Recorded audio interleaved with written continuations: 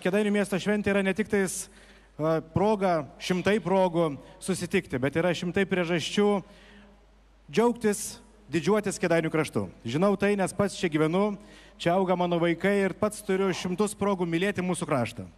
Bet, žinot, negaliu ginčyti su tais, kurie sako, kad, žinot, turim šimtus priežasčių būti dar geresniais, turėtume daugiau ambicijų, nebijotume.